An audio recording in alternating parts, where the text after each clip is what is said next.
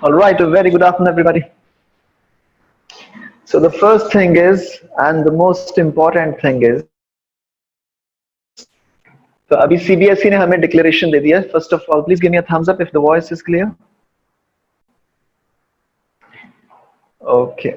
So CBSE has given the confirmation. बहुत दिन से ये बात चल रही थी because of this COVID-19 pandemic and lockdown, and because तुम्हारे schools वगैरह अभी नहीं चल रहे. So these guys were in discussion कि हम syllabus को थोड़ा कम करेंगे.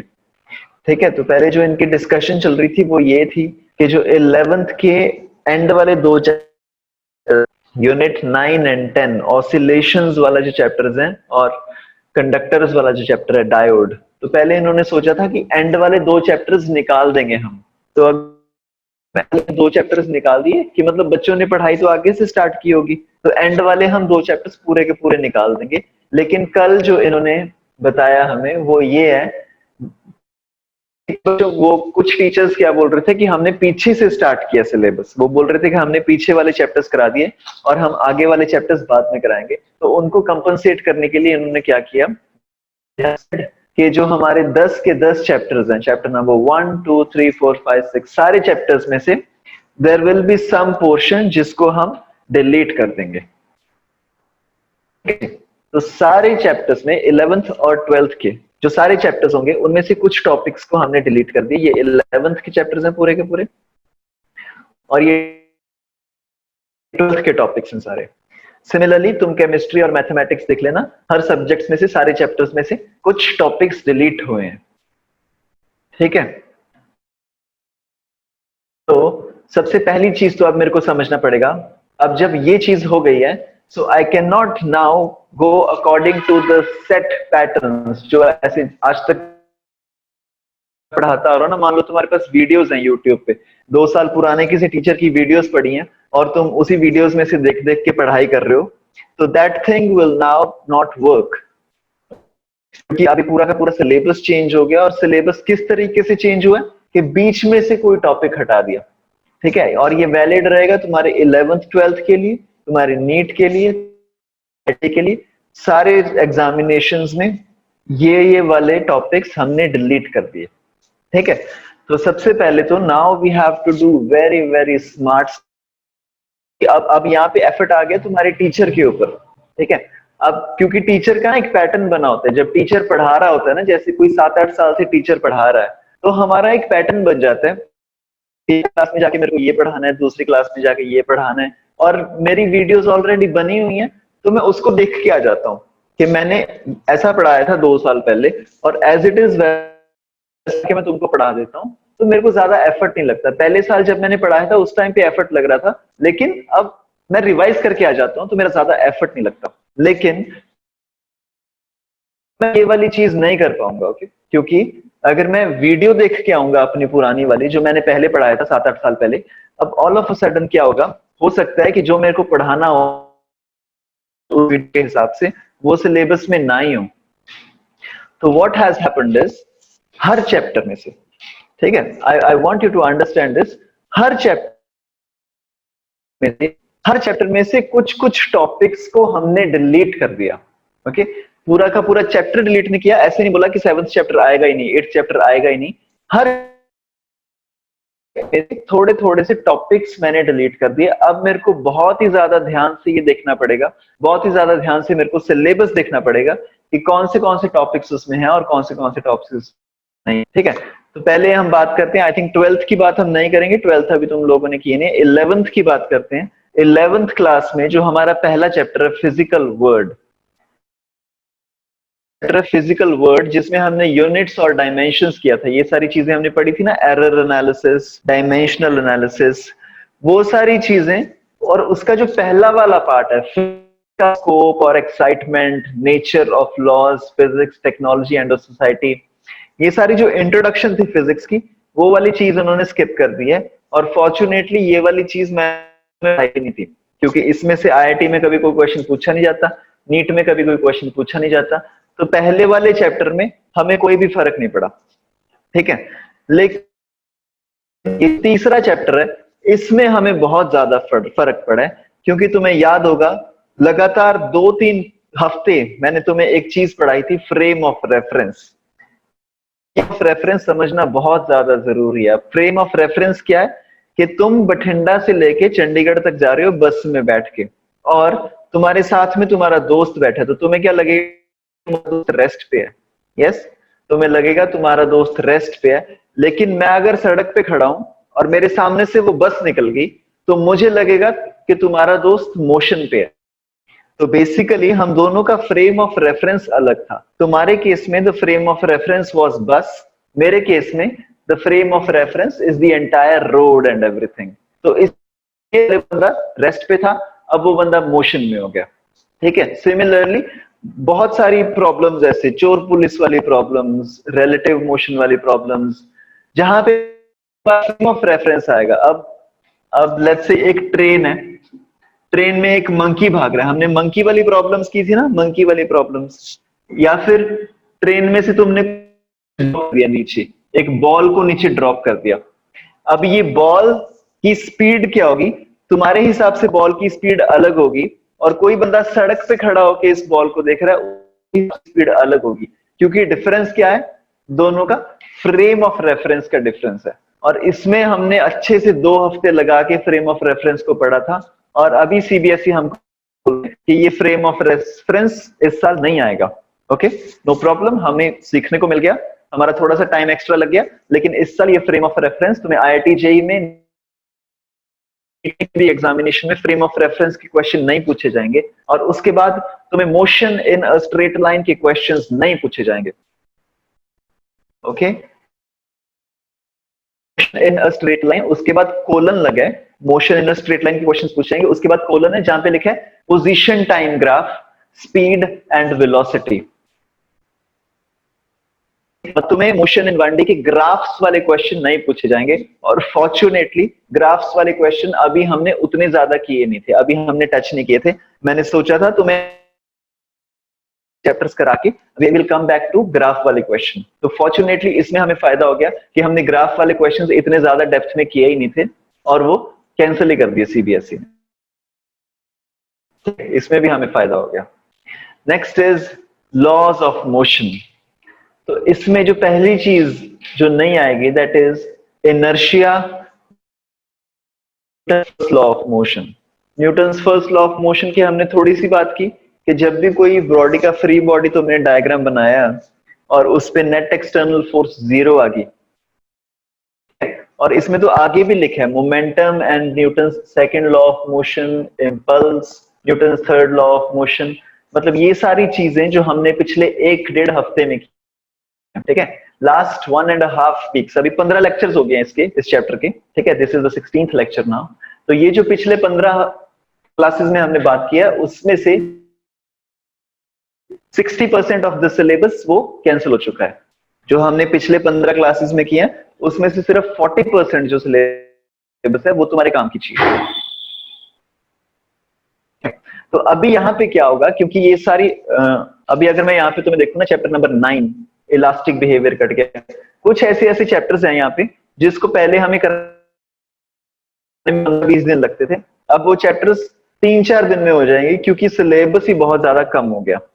ठीक है, so every situation is an opportunity, I want to understand this. Okay, बहुत सारे बच्चे होंगे जो इस टाइम पे अभी रोने लग जाएंगे, वो बोलेंगे हमने तो ऑलरेडी बहुत सारी पढ़ाई कर ली थी, ये वाले टॉपिक्स तो मैंने कर लिए, या फिर बीच बीच में से क्वेश्चंस आ रहे हैं हमें समझ that. But I want to tell you every situation, okay, every situation can be a possibility, you know, her situation से या तो तुम वाइज बन सकते हो या फिर तुम वुंडेड, या तो तुम इसको बहाना बना सकते हो कि यार सीबीएसई ने ये कर दिया इसलिए मेरा रैंक नहीं आया, या फिर तुम इसको एज अ लैडर यूज कर सकते हो कि यार सीबीएसई ने ये किया था, उसके बाद मैंने ऐसे दिमाग लगाया और मेरा अच्छा रैंक आ गया। ठीक है, so whatever the situation is, ये अच्छा हुआ बुरा हुआ, whatever the situation is, you have to make it into best use, you have to put to best use for your own benefit.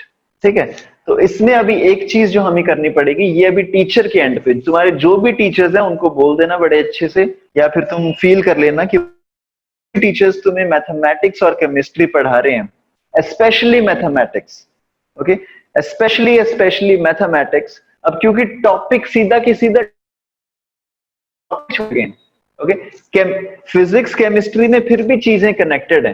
अगर मान लो तुमने Newton's first law of motion काट दिया और मोमेंटम नहीं काटा, तो मोमेंटम फिर पता, क्योंकि उसको समझने के लिए I have to learn momentum. Okay, so basically physics में थिंग्स आर लिटिल इंटरकनेक्टेड, तो इसमें तुम ज्यादा काट वाट नहीं सकते, ठीक है। लेकिन मैथ्स में this syllabus becomes very important now, क्योंकि मैथ्स में सीधा सीधा तुम्हारे टॉपिक होते हैं and most of them are interdependent from, most of them are not each other. अब when these topics are not dependent upon each other, उसमें से अगर एक टॉपिक कैंसिल हो गया तो you have to make sure तुम्हें वो नहीं पढ़ना अभी, ठीक है। तो तुम्हें ध्यान रखना पड़ेगा, मैथ्स वाले सर हैं, तुम्हारे जो भी केमिस्ट्री वाले सर हैं, और जब तुम खुद भी पढ़ोगे तब तुम्हें ये वाली जो शीट है, मैंने तुम्हें ग्रुप पे भेज दिया, दिस इज द टॉपिक्स जो इस बार डिलीट हुए हैं। ये वाली शीट तुम्हें अपने साथ में रखनी है पढ़ने से पहले। तो तुम्हें ध्यान रखना है, अगर तुम किसी पुरानी बुक से पढ़ रहे हो, ठीक है, मान लो तुमने किसी पुराने बच्चे की एच सी वर्मा ले लिया या फिर तुम पुरानी NCERT, you have to make sure कि जब भी तुम बुक में से पढ़ रहे हो, कोई क्वेश्चन कर रहे हो, कि कोई तुम ऐसा क्वेश्चन तो नहीं कर रहे हो जो कि इस बार सिलेबस में ही नहीं है, ठीक है। तो इमेज बढ़ेगी, उससे तुम्हारा रैंक नहीं बढ़ेगा, ठीक है। अगर तुम बहुत ही पैशनेट हो फिजिक्स के बारे में, तुम्हें फिजिक्स में पीएचडी करनी है, ठीक है, फिर तुम पढ़ो ये सबको। लेकिन अगर तुम्हें जस्ट रैंक लेना है आईआईटी जेईई में और नीट में, to make sure that these topics are not to be done, क्योंकि वो इस साल नहीं पूछे जाएंगे। Okay, so this is number 1। इसका प्रिंट आउट ले लेना, आई वुड रिकमेंड ये जो पूरी शीट है। Sir, the syllabus is reduced for only CBSE or both? For both CBSE and SAC. So this syllabus is reduced for both CBSE. अब ये जो revised syllabus है, ये तुम्हारा अभी 11th 12th में भी ये टॉपिक्स नहीं पूछे जाएंगे, जेई में भी ये टॉपिक्स नहीं पूछे जाएंगे, नीट में भी ये टॉपिक्स नहीं पूछे जाएंगे। ये टॉपिक्स तुम्हारे वाले बैच के लिए निकाल दिए गए हैं। ये वाला बैच तुम्हारा जो 2020 और 2021, तुम लोगों के लिए ये टॉपिक्स निकाल दिए गए हैं, और नीचे वाले 12th क्लास में भी 12th क्लास के ये वाले टॉपिक्स निकाल दिए गए हैं। ओके, 12th क्लास की अभी हम बात नहीं कर रहे क्योंकि हमने किया नहीं है 12th क्लास में कुछ भी। So basically these are the topics. What I want you to do is, ये 3 पेजेस हैं, I want you to take print out of this. Okay, I want you to take a print out of this and have it pasted somewhere, अपने आसपास कहीं रख लेना। Physics का, ऐसी chemistry, अगर तुम चाहते हो मैं तुम्हें केमिस्ट्री, और मैं चाहता हूं कि मैथमेटिक्स का तो तुम पक्का ही निकाल के रखना, ठीक है। अगर मैथ्स का तुम प्रिंट आउट नहीं निकाल के रख ले, मतलब तुम बहुत ही गलत कर रहे हो, क्योंकि मैथ्स में क्या होगा, फिजिक्स में अगर तुम कुछ चीज कट भी गई है फिर भी तुमने पढ़ ली, तो हो सकता है वो तुम्हारे काम आ जाए, इधर उधर कहीं काम आ जाएगी। लेकिन मैथ्स में ऐसी पॉसिबिलिटी है कि टॉप और तुमने पढ़ा, वो तुम्हारे कहीं भी नहीं काम आएगा। मान लो ट्रिग्नोमेट्री का कुछ काट दिया उन्होंने, ठीक है, ट्रिग्नोमेट्री की एक पर्टिकुलर फॉर्म काट दिया उन्होंने, अब उसको पढ़ने का कुछ फायदा ही नहीं है, वो तुम्हारे और कहीं का नहीं है। So you have to keep this in mind, specially in mathematics तुम्हारे पास प्रिंट आउट होना चाहिए, और बाकी सारे सब्जेक्ट्स का भी तुम्हारे पास प्रिंट आउट होना चाहिए।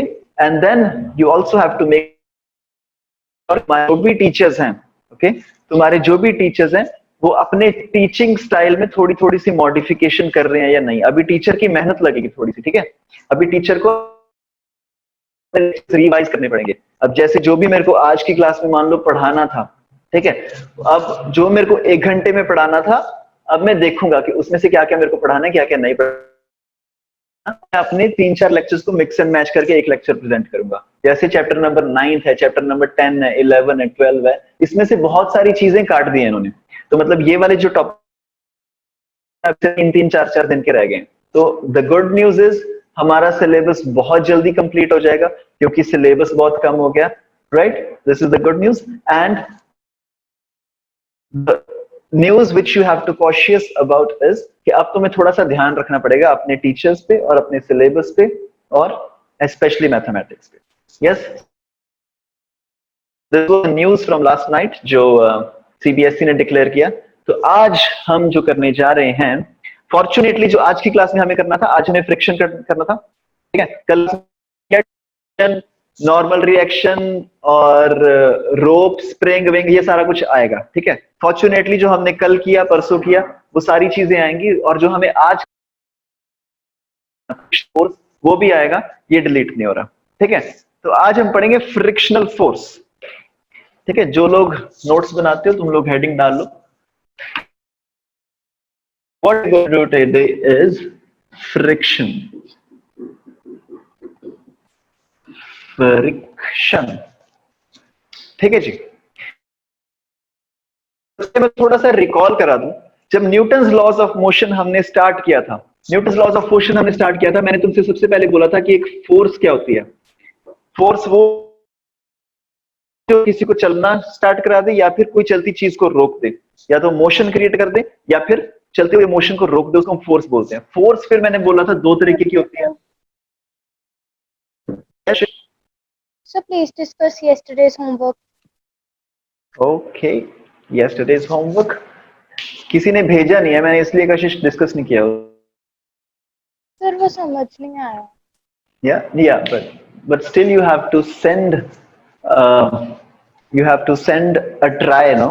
जो भी तुम ट्राई करोगे उस तुम भेजना पड़ेगा ना, तो उसके हिसाब से मेरे को पता चलेगा कि तुम कहाँ पे अटक रहे हो तुम लोग, ठीक है। Okay, sir. Yeah, so just send me whatever you try, then we can discuss this in tomorrow's class, ठीक है। तो कल का होमवर्क क्या था, मैं तुम्हें थोड़ा सा, जो लोग कल एब्सेंट थे या फिर जिन्होंने ट्राई नहीं किया बिल्कुल भी, यहाँ पे एक मास 2m, यहाँ पे एक मास है m, ये स्प्रिंग है, ये स्ट्रिंग है, और यहाँ पे एक मास है। So what you do is, तुमने क्या किया, तुमने यहां से एक सीजर लेके, ठीक है, ये तुम्हारे पास एक सीजर है, ये तुमने सीजर के साथ, अब ये वायर काटने के बाद तुम्हें तीनों ब्लॉक्स का एनालिसिस करना है। What will be the acceleration of 3 blocks, wire काटने के बाद कौन से ब्लॉक की कितनी एक्सेलरेशन हो। इसके लिए द ओनली हिंट इज, तुम कैसे करोगे इसको, तीनों ब्लॉक्स का तुम फ्री पहले देख लोगे कि अगर ये इसको ना काटा होता तो इक्विलिब्रियम पोजीशन में इस स्प्रिंग में फोर्स कितनी आएगी, F1, और इक्विलिब्रियम पोजीशन में इस स्प्रिंग में फोर्स कितनी, इक्विलिब्रियम पोजीशन में इस रोप में टेंशन कैलकुलेट कर लोगे। फिर उसके बाद जब इस स्ट्रिंग को काट दिया, ठीक है, उसके बाद तुम्हें ध्यान रखना है कि व्हेनेवर यू कट अ रोप, तो रोप में जो टेंशन थी वो इमीडिएटली जीरो हो जाती है, जो भी यहां थी वो इमीडिएटली जीरो हो जाएगी, और जो भी टेंशन यहां पे थी, फोर्सेस स्प्रिंग में थी F1 और F2, ये फोर्सेस एग्जैक्टली सेम रहती हैं। तो जो बॉडी डायग्राम है उसमें सिर्फ एक ही चेंज आएगा, ये जो तुम्हारा टेंशन वाली फोर्स है ना वो एकदम से जीरो हो जाएगी, बाकी स्प्रिंग वाली फोर्सेस सेम रहेंगी। बॉडी डायग्राम में थोड़ा सा चेंज आ जाएगा, जब तुम्हारे फ्री बॉडी डायग्राम में थोड़ा सा चेंज आ गया उसके बाद you can find acceleration of all 3 blocks. Yes कशिश, तो हम इसको एंड अगर नहीं हुआ तो फिर हम इसको कल डिस्कस करते हैं। Okay, this was the hint कि जब भी तुम स्ट्रिंग को काटते हो इसकी टेंशन जीरो हो जाती है, ये वाली जो फोर्सेस हैं उसकी टेंशन एज इट इज रहती है स्प्रिंग वाली forces. Okay, so you make a free body diagram and you do this. Yes, and now हम पहली वाली क्लास को रिवाइज कर रहे हैं, फोर्सेस। फोर्सेस मैंने पहले दिन तुम्हें बताया था, फोर्सेस दो तरीके की होती हैं, एक तो होती है नॉन कॉन्टैक्ट फोर्स और एक होती है कॉन्टैक्ट फोर्स। जो नॉन कॉन्टैक्ट फोर्सेस होती हैं, फोर्स जिसकी हमने बात की थी that was gravitational force. Gravitational force means what, earth है और ये मार्कर है, ये अपने आप नीचे जाता है, मतलब कौन खींच रहा है, अर्थ खींच। सेकेंड फोर्स जिसकी मैंने बात की थी, इलेक्ट्रोस्टैटिक फोर्स। इलेक्ट्रोस्टैटिक फोर्स मतलब क्या, if you have a comb you rub it with your hair and then you have bits of paper, तो वहां पे पास लेके जाओगे वो उसको अट्रैक्ट करने लग जाता है, अभी टच नहीं किया, बिना टच किए वो अट्रैक्ट करने लग जाता है, मतलब the electrons are repulsion or attraction. This is electrostatic force. And the next force which we had was magnetic force. Magnetic force means what? अगर मेरे पास यहाँ पे अभी मैं उन दोनों को पास में लेके आऊंगा, अभी टच नहीं किया, वो पहले ही खींचने लग जाते हैं एक दूसरे को. So these are the three types of non-contact forces. Okay? Forces मैंने पहली बात की नॉर्मल की. नॉर्मल में मैंने क्या बोला कि अगर दो ब्लॉक्स टच में touch, now when these are touching each other, they will apply a normal force on each other like this, which will be equal and opposite. This is normal reaction. Okay, the force is always perpendicular to the surface in contact. अगर ये अर्थ है, यहाँ पे एक block पड़ा है, तो जो normal force perpendicular to the surface in contact. This is normal. Second force की मैंने बात की, टेंशन. ये टेंशन हमेशा किस में होती है? कि मान लो यहाँ पे एक स्प्रिंग है, यहाँ पे एक मास है m, तो ये टेंशन इसको ऊपर पुल करेगी T. This is force number second. Third force की मैंने बात करी, SP. This is the force in a spring. Force in a spring का मतलब क्या है कि अगर यहाँ पे एक इसके ऊपर एक मास लटका, तो ये जो स्प्रिंग है ये मास को ऊपर खींचने की कोशिश करेगा. This is FS force. The last force जो आ रही है, that last force is the force of friction. That last force is the force. जो हम अगले 2-3 दिन बातें करेंगे वो हम फ्रिक्शन की बातें करेंगे कि फ्रिक्शन होती क्या है, फ्रिक्शन कितने तरह की होती है, फ्रिक्शन के क्वेश्चंस कैसे करने हैं, स्टैटिक फ्रिक्शन क्या होती है, लिमिट फ्रिक्शन क्या होती है, उसको कैलकुलेट कैसे करते हैं, ऑल दीज थिंग्स. ओके, सो जो लोग भी नोट्स, हेडिंग फ्रिक्शन, आज हम बात करेंगे फ्रिक्शनल फोर्स की. Okay, now assume, let's try to understand what actually friction is. Let's try to understand this. मान लो एक टेबल है, ठीक है, मैं यहाँ पे टेबल बना रहा हूँ. ये है एक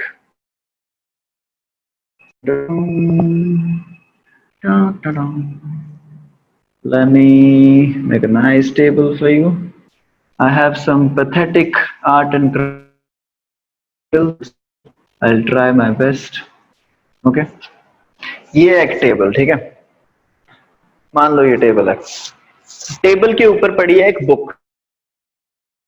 अब मैं एक बुक बना रहा हूं, ये है एक book.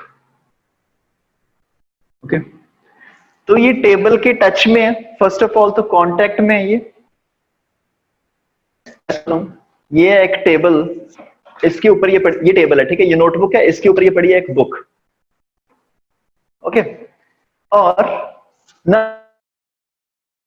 this book starts to slide. अगर मैंने अभी इस पे फोर्स लगानी स्टार्ट कर दी, अभी तो फिलहाल ये रेस्ट पे है तो कोई चक्कर वाली बात नहीं है, ठीक है. अभी मैंने यहाँ पे इस पे एक फोर्स लगानी start to apply force like this.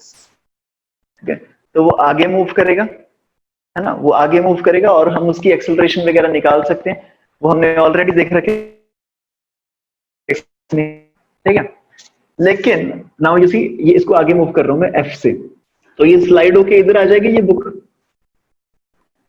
ठीक है. तो भी इस बुक का मास है m, इसका तुम फ्री बॉडी डायग्राम बनाओगे अगर इसका, तो नीचे एक फोर्स लग रही होगी नॉर्मल रिएक्शन, और ऊपर लग रहा होगा नॉर्मल रिएक्शन, नीचे लग रहा होगा. सो F is the net force. This should be equal to mass into acceleration. So acceleration is equal to force upon mass. क्योंकि एक ही force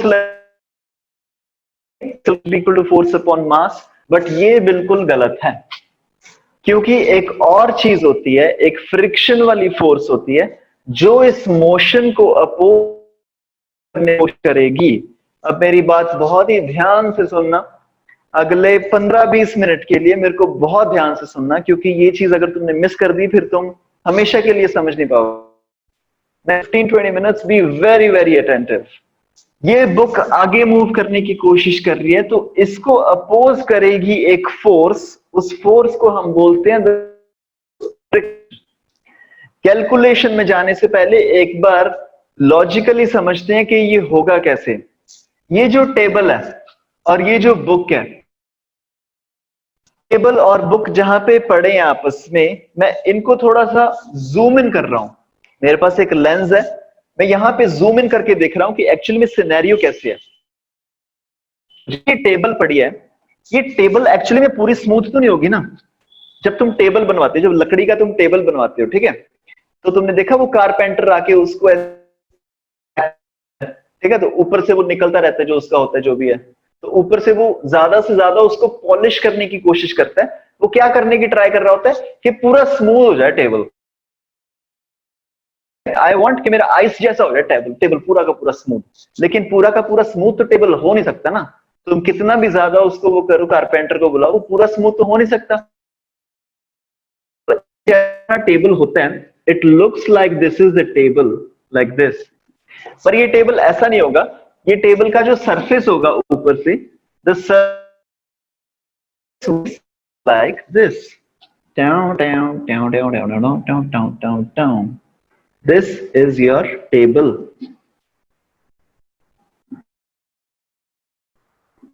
Okay, this is your table. Okay, I hope तुम्हें समझ में आ रहा होगा। अब मैं लेंस ले रहा हूं, ठीक है, लेंस ले रहा हूं उसके टेबल के, तो सरफेस मेरे को थोड़ा थोड़ा सा ऐसा दिखेगा। सिमिलरली जो तुम्हारी बुक है, okay, now if you have a book with you, अब तुम्हें दिख रहा होगा कि प्लेन है ना, बट एक्चुअली में पूरा प्लेन तो नहीं होता है ना, क्योंकि अगर तुम माइक्रोस्कोपिक लेवल पे जाके देखोगे तो पूरा प्लेन सरफेस तो कोई नहीं होता। तो ये जो बुक है, ये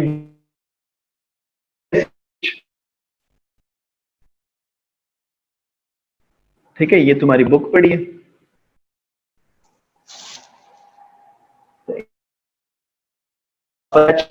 ये टेबल, ये बुक। अब मैं तुम्हें एक्चुअली में समझाने की कोशिश कर रहा हूं कि से मैं थोड़ी सी फील दिलाने की कोशिश कर रहा हूं कि फ्रिक्शनल फोर्स पैदा कहां से होती है। कि मतलब यार हम फोर्स लगा रहे हैं उधर, वो तो दिख रहा है मेरे को, मैं धक्का मार रहा हूं 10 न्यूटन से, लेकिन ये कौन सी फोर्स है, मैं वो समझाने की कोशिश कर रहा हूं, मैं फील दिला रहा हूं कि वो फोर्स कहां से पैदा होगी। अब तुम सोचो, ये है टेबल, वो है बुक, अब दोनों पूरे स्मूथ नहीं है, तो ये आपस में जो इनके टेंटिकल्स हैं वो आपस में थोड़े से मिक्सअप हो जाएंगे। अब जब तुम इस बुक को इधर मूव करने की कोशिश करोगे एफ की फोर्स से करने की कोशिश करोगे, तो इस बुक के लिए बीच बीच में से ये हर्डल्स आएंगे, ये हर्डल्स को पार करना पड़ेगा। Now because of those hurdles ये फोर्स के साथ नहीं जा पाएगा। बिकॉज ऑफ दोज हर्डल्स ये जो टेबल है, ये टेबल इस बुक को एक फोर्स देगा पीछे की तरफ, उसके ऑपोजिट डायरेक्शन में एक फोर्स लगेगी, और इसको हम बोलते हैं द फोर्स ऑफ फ्रिक्शन। इसको हम बोलते हैं the force. Now the interesting thing to note here is कि अगर ये बुक इधर जा रही होती, ठीक है, मैं एक दूसरा टेबल बना रहा हूं, ये बुक है। Now the interesting thing to note is अगर ये टेबल यहां पे पड़ा है, ये बुक यहां पे पड़ी है, और ये so now the table will apply a force in which direction, इस डायरेक्शन, क्योंकि अब ये बुक यहां ट्रेवल करने की कोशिश कर रही है, तो वो उस मोशन को अपोज करेगी। अपोज करेगी मतलब क्या है, फ्रिक्शन की फोर्स किस तरफ लगेगी, टुवर्ड्स दिस डायरेक्शन, ठीक है। मतलब जब एक सरफेस के ऊपर दूसरा सरफेस पड़ा होता है और जो दूसरा सरफेस है वो स्लाइड करने लगता है, तो जिस भी डायरेक्शन में ये वाला सरफेस स्लाइड करने की कोशिश करेगा, ऊपर वाला ब्लॉक जो भी डायरेक्शन में स्लाइड करने की कोशिश करेगा, फ्रिक्शन उसके ऑपोजिट डायरेक्शन में लगेगी। Friction always acts in a direction which is opposite to the tendency of motion। जिस भी डायरेक्शन कर रही है या फिर करने की कोशिश कर रही है, ओके अभी मैं समझाता हूं ये मैंने सेकंड वर्ड का क्या मतलब है। जिस भी डायरेक्शन में बॉडी मूव कर रही है, मूव की कोशिश कर रही है, friction acts in a direction opposite to that motion. Please give me a thumbs up if yeah. Everybody? Okay. So the first important दो surfaces में से जिस भी डायरेक्शन में ब्लॉक मूव कर रहा है या मूव करने की कोशिश कर रहा है, friction acts in a direction. अब मैं दूसरी वाली स्टेटमेंट को समझाता हूं। इसका मतलब क्या है कि मूव करने की कोशिश कर रहे हैं। मूव तो समझ में आ रहा है कि जब ये बुक इस पे मूव करेगी तो ये हर्डल्स आएंगी बीच में, तो क्योंकि ये हर्डल्स आएंगी बीच में उसकी वजह से फ्रिक्शन ऑपोजिट डायरेक्शन में लगेगी। ये तो समझ में आ गया, पर ये मूव करने की कोशिश का मतलब क्या है तो समझते हैं। एक बार फील करना इस चीज को। मान लो मैं यहां पे हूं और यहाँ पे ग्राउंड पे पड़ा है एक पत्थर, ठीक है। So there is a huge stone या फिर तुम ब्लॉक लगा लो, एक बहुत ही बड़ा एक ब्लॉक पड़ा है और उस ब्लॉक का मास है 1000 kgs, ठीक है। यहाँ पे पत्थर पड़ा है, देखे होंगे ना तुमने पत्थर माउंटेन्स पे कहीं पे पड़े होते हैं, ठीक है, जो बस वहां पे पड़े होते हैं वो हिलते नहीं है, ठीक है। यहाँ पे एक पत्थर पड़ा है 1000 kg का, ठीक है। ठीक है जी, इसको हिलाते हैं चलो आके, ठीक है। तो मैंने आ गया, तो मैंने उसको हिलाना स्टार्ट किया, मैंने थोड़ा सा प्यार से धक्का मार दिया उसको, हिल जा, तो वो नहीं हिलेगा, हिलेगा नहीं। तो अब मैं इसका अगर फ्री बॉडी डायग्राम बनाऊं तो पत्थर का फ्री बॉडी डायग्राम बना रहा हूं मैं। पहले तो नीचे mg रिएक्शन लगेगा, फिर उसके बाद तुम सोच के देखो, मान लो मैंने फोर्स लगाई इस डायरेक्शन में एंड द फोर्स इज, मान लो मैंने 2 न्यूटन की फोर्स लगाई, मैंने 2 न्यूटन की फोर्स लगाई, वो नहीं हिला। इसका मतलब नहीं हिला का मतलब क्या है, F net is 0, that net external force is 0। इसका मतलब क्या है कि अगर मैंने 2 न्यूटन की फोर्स लगाई ऐसे, तो उधर से फ्रिक्शनल फोर्स लग रही है 2 न्यूटन, साइड से फ्रिक्शनल फोर्स लग रही है 2 न्यूटन, और ये 2 न्यूटन आपस में कट गए, इसलिए ये ब्लॉक मूव नहीं कर रहा। ओके, तो यहां पे ब्लॉक नहीं था, लेकिन मैंने उसको मूव कराने की कोशिश की। I tried to move the block by applying a force of 2 newton. वो अलग, क्योंकि ये 2 न्यूटन फोर्स बहुत कम लगाई थी मैंने, तो मैंने जब 2 न्यूटन फोर्स लगाई, उधर से ब्लॉक ने भी लगा दी 2 न्यूटन, नीचे से फ्रिक्शन फोर्स लगी, तो 2 से 2 कट गया। अब मान लो मैंने थोड़ा सा और ज्यादा जोर लगाया, तो मैंने फोर्स 2 से कर दी 3 न्यूटन। मैंने कहा जी हम लगाएंगे 3 न्यूटन फोर्स, तो मैंने 3 न्यूटन का, वो तो बहुत भारी है, वो तो 1000 किलो का ब्लॉक है, तो उधर से फ्रिक्शन फोर्स भी है, वो भी बढ़ जाएगी। एफ नेट तो 0 ही है क्योंकि ब्लॉक अभी मूव नहीं करेगा। इसका मतलब should be equal to 3 newton. फिर मैंने थोड़ा और जोर लगाया, मैंने 4 न्यूटन फोर्स लगाया, तो फ्रिक्शन फोर्स कितनी हो जाएगी, 4 न्यूटन। मैंने 5 न्यूटन, फ्रिक्शनल फोर्स कितनी हो जाएगी, 5 न्यूटन। फिर मैंने 10 न्यूटन फोर्स लगाया, फ्रिक्शनल फोर्स कितनी हो जाएगी, 10 न्यूटन। तो मतलब क्या हुआ कि जब तक वो ब्लॉक नहीं मूव करने लगेगा, उसके बाद हम, ब्लॉक नहीं मूव कर रहा, मैं जितनी भी फोर्स लगा रहा हूं, फ्रिक्शनल फोर्स उतनी ही लग जाती है, वो अपने आप को जैसे यहाँ पे ब्लॉक पड़ा है, ठीक है, उसको तुमने छेड़ा नहीं, वो अपना आराम से पड़ा है, तो फ्रिक्शनल फोर्स कितनी लग रही है, 0, क्योंकि भाई कोई मूव कराने की कोशिश ही नहीं। I want you to understand this word very carefully, move कराने की कोशिश। फ्रिक्शनल फोर्स कब लगती है? जब मोशन क्रिएट करने की कोशिश की है। अब यहाँ पे पत्थर पड़ा है, उस पे कोई मोशन लग नहीं रहा, तो फ्रिक्शनल फोर्स कितनी है? 0। फिर मैं आ गया, मैंने फोर्स लगाई 1 न्यूटन। अब फ्रिक्शन को पता लगा कि भाई मेरे पे 1 न्यूटन लग रहा है, तो मूव नहीं होना, ठीक है, क्योंकि फ्रिक्शन क्या करती है? अपोज करती है मोशन को, मोशन की कोशिश को। 1 न्यूटन से क्या हुआ? मोशन की कोशिश। फ्रिक्शन क्या करेगी? को अपोज करेगी। कैसे? 1 न्यूटन लगा के पीछे। तो 1 न्यूटन मैंने लगाया, फ्रिक्शन लगाया 1 न्यूटन, 1 न्यूटन कट गया, पत्थर अपना वहीं पे खड़ा है। मैंने 5 न्यूटन लगाया, पत्थर वहीं पे खड़ा है। मैंने 50 न्यूटन लगाया, फ्रिक्शन ने भी 50 न्यूटन लगाया, पत्थर अपना वहीं पे खड़ा है। ठीक है, तो इससे मेरे को एक दूसरा कंक्लूजन निकल के आता है, ये जो फ्रिक्शन है, this is a self adjusting force. Friction is a self adjusting force. Self adjusting का है कि ये एक फिक्स्ड वैल्यू नहीं है। मान लो मैं तुम्हें बोलूं ये एक मास है 5 किलो का, तो अर्थ कितने फोर्स के साथ नीचे खींच रहा है? 50 newton, mg। mg is equal to 50 newton. Okay, अब ये वाला जो मास है, इसको तुम दो रोप के साथ बांध दो, किसी के साथ ज्वाइन करवा दो, कुछ भी करा दो, अर्थ इसको 50 न्यूटन से ही खींचेगा। अर्थ इसको 50 न्यूटन से ही खींचेगा, ठीक है। अर्थ इसको 50 न्यूटन से खींचेगा, मतलब ये जो ग्रेविटेशनल फोर्स है ये एडजस्ट नहीं हो रही है। समझ रहे हो तुम? ये ग्रेविटेशनल फोर्स ना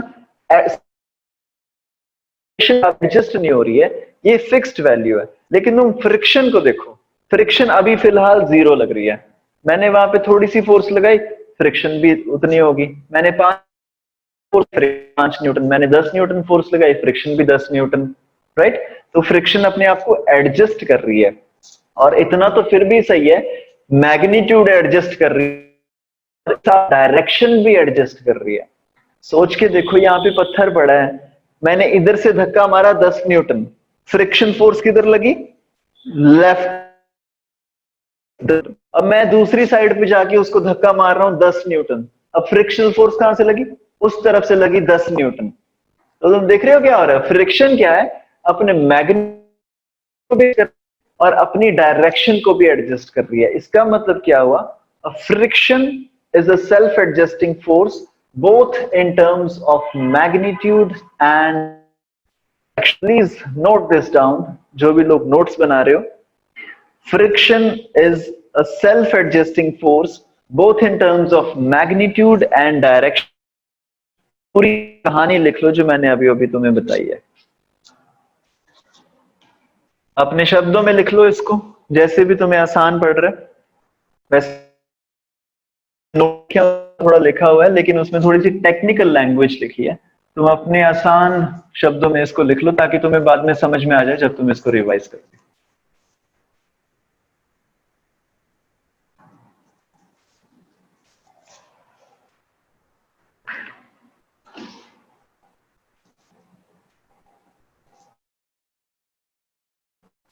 या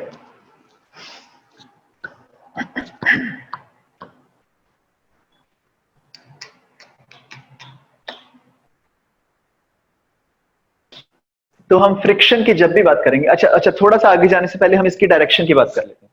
जैसे नॉर्मल रिएक्शन, नॉर्मल फोर्स थी ना, उसकी मैंने डायरेक्शन की बात की थी कि एक उस पे एक ब्लॉक पड़ा है मास m, तो इस पे नीचे मास लग रहा है mg। तो मैंने क्या बोला था? Normal reaction is always perpendicular, this is the surface in contact, normal reaction by the ground on the block is upwards like this, like this। ठीक है, जो भी सरफेस होता है उसके परपेंडिकुलर लगता है। अब मान लो ये एक ball, this is another ball, तो ये नॉर्मल रिएक्शन लगेगा, ये वाली ब्लॉक इस वाली ब्लॉक पे नॉर्मल रिएक्शन कैसे लगेगी? ये पॉइंट ऑफ कांटेक्ट है, यहाँ पे टेंजेंट बनाओ तो इस तरफ लगेगा, ये सेंटर में से पास होगा। और ये वाला जो बॉल है इस पे कैसे फोर्स लगेगी? इस तरफ, सेंटर में से पास होगा। सो this is perpendicular to the point in contact. Perpendicular to the point in contact. Now let's come to frictional force. ये ग्राउंड है, ये ब्लॉक मास m है, जा रहा है इधर F फोर्स से। तो अभी यहां पे ये टेंटिकल्स तुम्हारे यहां पे बन रहे थे ना, हर्डल्स तुम्हारी यहां पे बन रही थी। तो अब ये वाला जो ब्लॉक है वो ऊपर वाले ब्लॉक पे फोर्स लगाएगा इस डायरेक्शन में, लेफ्ट डायरेक्शन में, which will be equal to F। तो लेकिन अभी सिर्फ मैं डायरेक्शन की बात कर रहा हूं कि अगर ये वाली फोर्स इधर लग रही है तो ये वाली फोर्स इधर लगेगी, और ये डायरेक्शन क्या है इसकी, पॉइंट ऑफ, तो उसके साथ ही लग रही है, tangential to the point of contact. Okay, ये पॉइंट ऑफ कांटेक्ट पे ये टेंजेंट बन रहा था ना, ये तुम्हारी फ्रिक्शन की फोर्स लगेगी।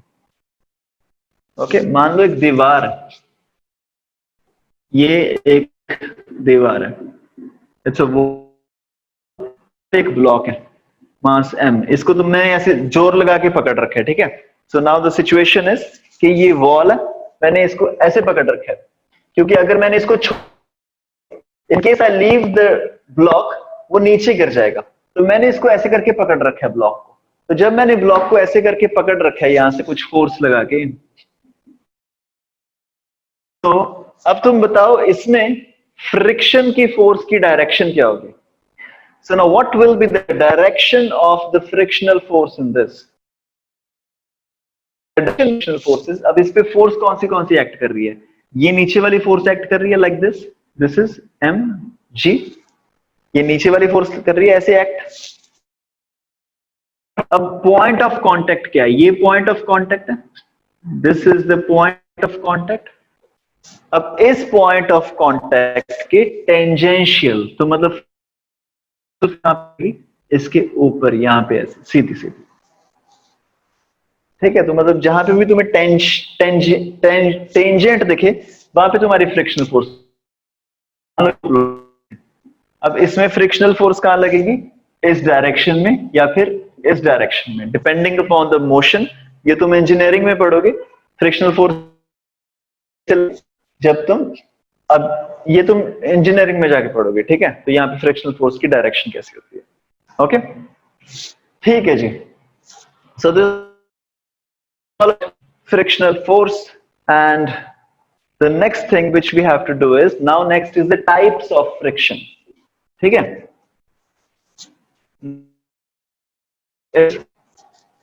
Types of friction, alright. So types of friction, तो जब भी हम फ्रिक्शनल फोर्स की बात करेंगे तो हम हमेशा दो तरह की फ्रिक्शन की बात करेंगे। सबसे पहली फ्रिक्शन होती है एक स्टैटिक फ्रिक्शन, सबसे पहली फोर्स होती है स्टैटिक फ्रिक्शन, और next force is kinetic friction. अब अगर मैं तुमसे सीधा सीधा, स्टैटिक का मतलब क्या होता है, static means what, rest, yes. Kinetic means what, motion. सुना ना तुमने काइनेटिक एनर्जी, काइनेटिक एनर्जी को, काइनेटिक एनर्जी जब वो चल रही होती है तब उससे एनर्जी प्रोड्यूस होती है, right. So this is what kinetic energy is. वो तुम्हें पहले आती थी ना एक एक्टिवा टाइप काइनेटिक, काइनेटिक क्यों था, बिकॉज इट्स इन मोशन, ठीक है। तो जब भी ऑब्जेक्ट तुम्हारा रेस्ट पे होगा तो उस टाइम पे जो फ्रिक्शन लगेगी that will be static friction. Motion में होगा उस टाइम पे जो फ्रिक्शन लगेगी that will be kinetic friction, ठीक है। अब पीछे वाली एग्जांपल लेते हैं, जो मेरे पास एक बहुत बड़ा पत्थर था 1000 किलो का, 1000 किलो का पत्थर नहीं है, यहाँ पे एक लगा लो कोई टेबल है या फिर कोई थोड़ी सी नॉर्मल सी चीज है जिसको मैं हिला तो सकता हूं धक्का मार के, पर मेरे को थोड़ा सा एफर्ट लगेगा उसको हिलाने में। से यहाँ पे एक 50 केजी की एक एलमेरा टाइप है या फिर एक टेबल है 50 किलो का, ठीक है। So if I have a 50 KG table like this,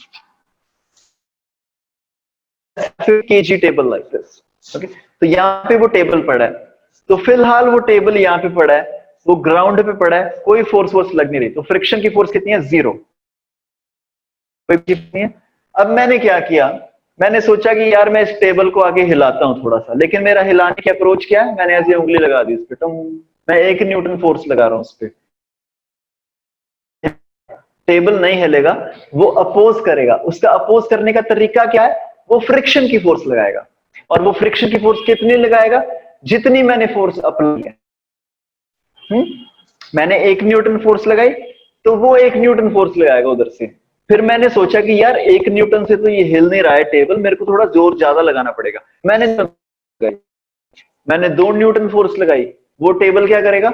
2 Newton force लगाएगा। मैंने 5 न्यूटन फोर्स लगाई, क्योंकि हिला नहीं ना, अभी तक हिला नहीं। तुम देखो यहाँ पे एक टेबल पड़ा है, ये भी पड़ा है। एमजी को तुम भूल जाओ, नीचे एमजी ऊपर नॉर्मल रिएक्शन, ये हमारे काम की बात नहीं है। मैंने फोर्स लगाई इस डायरेक्शन में, my force was equal to 2 newton. Friction में लगा दी which was equal to 2 newton. अब ये 2 कट गया आपस में, so net external force is 0, उसकी वजह से एक्सेलरेशन इज 0, और उसकी वजह से ये हिलेगा नहीं। ये टेबल टेबल हिलाना, ठीक है। तो मैंने 2 न्यूटन फोर्स लगाई, फ्रिक्शन भी पीछे फोर्स लगाएगा 2 न्यूटन। मैंने 5 न्यूटन लगाई, फ्रिक्शन पीछे लगा देगा 5 न्यूटन। मैंने 15 न्यूटन लगाई, फ्रिक्शन फोर्स लगा। मान लो मैंने 25 न्यूटन फोर्स लगा दी, फ्रिक्शन ने भी फोर्स लगा दी पीछे 25 न्यूटन। फिर एक ऐसा टाइम आ जाता है जब फ्रिक्शन की लिमिटिंग, आप तुम थोड़ा सा ध्यान से सुनना मेरी बात को, अगर तुमने ये मिस कर दी फिर तुम बहुत सारी चीजें मिस कर दोगे। अगर तुम कुछ कर रहे हो, अपना आसपास खाना वाना खा रहे हो, उसको छोड़ दो 2 मिनट के लिए। फ्रिक्शन की एक ओके, फ्रिक्शन की एक लिमिटिंग वैल्यू आ जाती है, जिससे ज्यादा वो बॉडी फ्रिक्शन नहीं लगा सकती। ठीक है, ये मैं बोल रहा हूं कि पे पड़ा है, तो ये कॉम्बिनेशन के हिसाब से और इसके वेट के हिसाब से एक वैल्यू आती है फ्रिक्शन की, कि उससे ज्यादा फ्रिक्शन की फोर्स नहीं लगती। मैं बोलता हूं लिमिटिंग फ्रिक्शन। तो मान लो जो यहां पे ब्लॉक पड़ा था हमारा, उसकी लिमिटिंग फ्रिक्शन है 25 न्यूटन। जो हमारा यहां पे ब्लॉक पड़ा था उसकी लिमिटिंग, तो जो मैंने 1 न्यूटन लगाया उधर से फोर्स आई 1 न्यूटन। मैंने 2 न्यूटन लगाया, उधर से आई 2 न्यूटन। मैंने 5 न्यूटन लगाया, 5 Newton. 10 Newton, 10 Newton. 15 Newton, 15 Newton. 20 Newton, 24 Newton मैंने लगाई, उसने भी 24 न्यूटन लगाई, अभी भी मूव नहीं हुआ। फिर उसके बाद मैंने फोर्स लगाई 25 न्यूटन। मैंने 25 न्यूटन लगाई, 5 न्यूटन, अभी तक भी ब्लॉक मूव नहीं किया। अब जब मैंने 26 न्यूटन लगाया, जब मैंने 26 न्यूटन लगाया, so my force applied becomes greater than the maximum value friction possible। अब जब मैंने फोर्स 25 न्यूटन से भी ज्यादा बढ़ा दी, तो उसके बाद क्या होगा, की है वो मैक्सिमम फ्रिक्शन की फोर्स से एक्सीड कर रही। अब ये जो ब्लॉक है ये मूव करेगा, और ये मूव कितनी एक्सेलरेशन के साथ करेगा वो हम बाद में देखते हैं। अब मूव करेगा, ठीक है। तो हम फ्रिक्शन के क्वेश्चंस को ब्रॉडली 2 कैटेगरीज में डिवाइड कर सकते हैं। पहली तो जब तक तुम्हारा ब्लॉक ने अभी चलना स्टार्ट नहीं किया, इनका हम एनालिसिस अलग अलग से करेंगे। फर्स्ट कैटेगरी इज कि तुम फोर्स लगाए जा रहे हो, लगाए जा रहे हो, लगाए जा रहे हो, और अभी तक ब्लॉक ने चलना स्टार्ट नहीं किया। That means first category is what, where the force of friction is less than the maximum value of friction. When the applied force is less than the maximum value of friction, तो इस case में क्या होगा, तो इस case में हम पढ़ेंगे स्टैटिक फ्रिक्शन के बारे में। और दूसरा केस तुम्हारा क्या होगा, काइनेटिक फ्रिक्शन। काइनेटिक फ्रिक्शन का मतलब क्या, जो फोर्स अप्लाई कर दी वो मैक्सिमम वैल्यू ऑफ फोर्स से भी तुमने ज्यादा फोर्स लगा दी, मैक्सिमम वैल्यू ऑफ फ्रिक्शन से तुमने ज्यादा फोर्स लगा दी। अब जब ये now the friction that is being applied is called kinetic friction। और इस केस में क्या होता है, the force applied is greater than the max friction. Yes? Please give me a thumbs up. उसके बाद मैं आगे चलता हूं. ओके, पहले तो तुम नोट कर लो इसको. तुम 2-3 मिनट लो, फिर हम देखते हैं आगे कैसे पढ़ना.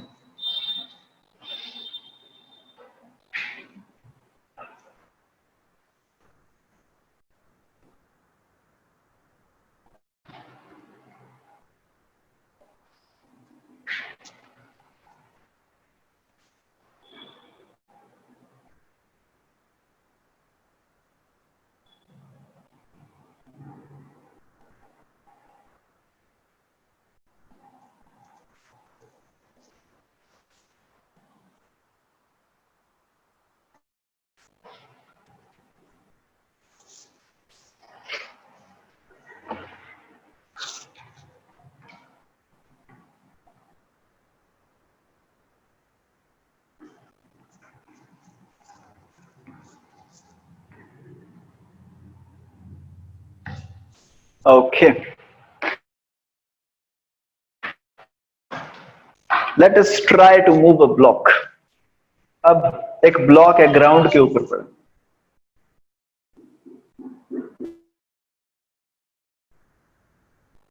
इसका कुछ मास है m.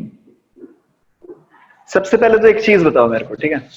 अभी यहाँ पे एक जो बड़ा सा पत्थर पड़ा था 1000 kg का, बहुत लगाया, मैं उसको नहीं हिला पाया. ठीक है, क्यों नहीं हिला पाया? क्योंकि उसका वेट बहुत ज्यादा था, है ना. और उसकी जगह पे अगर यहाँ पे एक पड़ी तो उसको मैं से हिला देता धक्का मार के. ठीक है, मतलब जो कुर्सी है वो मेरे पे कम फ्रिक्शन की फोर्स लगा रही है. जो बड़ा पत्थर है वो मेरे पे ज्यादा फ्रिक्शन. ठीक है, जैसे ये है. ठीक है, इसको मैं ये हिला पा रहा हूं मैं यहां से. ओके, बहुत इजीली मैंने इसको हिला दिया. मतलब इसने जो फ्रिक्शन की फोर्स मेरे पे लगाई है वो ज्यादा नहीं लगाई मेरे पे फ्रिक्शन की फोर्स. ठीक है, इसकी जगह पे मैं कुछ और रख दूं, अपने हाथ पे मैं ईंट रख दूं. ठीक है, now there is a brick on my hand, मैं उस कर रहा हूं तो वो इतनी आसानी से मैं मूव नहीं कर पाऊंगा. इसका मतलब ये जो डस्टर है ये मेरे पे फ्रिक्शन की फोर्स कम लगा रहा है और एक ब्रिक मेरे ज्यादा लगाएगी. इसका मतलब ये फ्रिक्शन की जो फोर्स हम पे लग रही है ये किस चीज पे डिपेंड कर रही है? ये उस चीज, जितना किसी ऑब्जेक्ट का भार है उसके कॉरस्पॉन्डिंग फ्रिक्शन की फोर्स लग रही है. Let's say the mass of the body is m, तो नीचे इसके और ग्राउंड इस पे एक ऊपर रिएक्शन लगा रहा है n. तो जितना ज्यादा मास होगा, जितना ज्यादा मास होगा उतनी ज्यादा फ्रिक्शन की फोर्स है. जितना ज्यादा मास होगा मतलब जितना ज्यादा mg होगा या फिर जितना ज्यादा नॉर्मल रिएक्शन होगा. ठीक है, अगर ये 2 किलो का है, if m then normal reaction is 20. If n is 3, normal reaction is 40. If n is 20, normal reaction is 200. जितना ज्यादा नॉर्मल रिएक्शन होगा उतनी ज्यादा फ्रिक्शन लग रही है. सबसे पहले तो मेरे को ये चीज समझ में आ गई. इसका मतलब क्या है?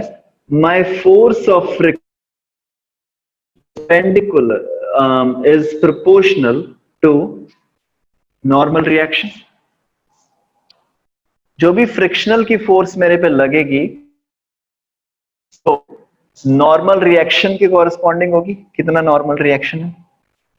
अब इसको इक्वेट करने के लिए हमें यहाँ पे कांस्टेंट डालना पड़ेगा इज इक्वल टू, और इस कांस्टेंट को मैं क्या बोलता हूं? म्यू. दिस इज म्यू के. के मतलब अभी हम उसकी बात कर रहे हैं जब ऑब्जेक्ट चल रहा होगा. अभी हम रुके वाले ऑब्जेक्ट की बात नहीं करेंगे. ऑब्जेक्ट जब चल रहा होगा, चलते टाइम पे ये होगा म्यू. का मतलब क्या है? Coefficient of friction.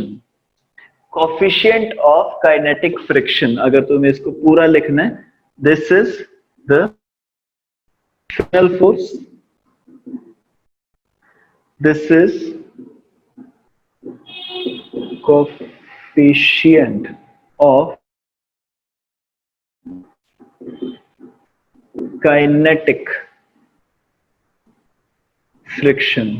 This is not.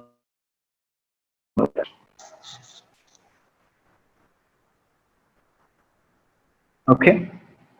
तो जो म्यू होता है that is the coefficient of, ये किस चीज पे डिपेंड करता है? मान लो एक बुक है, बुक के ऊपर डस्टर रखा है, तो ये दो अलग अलग सरफेसेस हैं, इनका एक म्यू के होगा। आइस के ऊपर तुमने बुक रख रखी है, उसका अलग से के होगा। मान लो बुक के ऊपर तुमने मार्कर रखा है, इसका अलग से के होगा। तो बेसिकली जो भी दो फोर्सेस हैं उनकी देख के हम डिसाइड करते हैं ये म्यू के क्या होता है, ये फिक्स्ड वैल्यू होती है। ठीक है, अगर तुम वुड के ऊपर आयरन रखोगे और दोनों सेम क्वालिटी के हैं तो उस हिसाब से चेंज करती है। Okay, so the value of mu k, it varies from 0, this is mu k, to 1। ठीक है, value of mu k varies from 0 to 1। 0 value of mu k का मतलब क्या है? टोटली स्मूथ, कि मतलब बिल्कुल ही स्मूथ सरफेसेस हैं। अगर बिल्कुल ही स्मूथ सरफेसेस हैं तो उस केस में क्या होगा? Mu will be 0। लेकिन now the important thing is कि ये जो वैल्यू है ये सरफेस पे डिपेंड करती है, and this value varies between 0 to 1।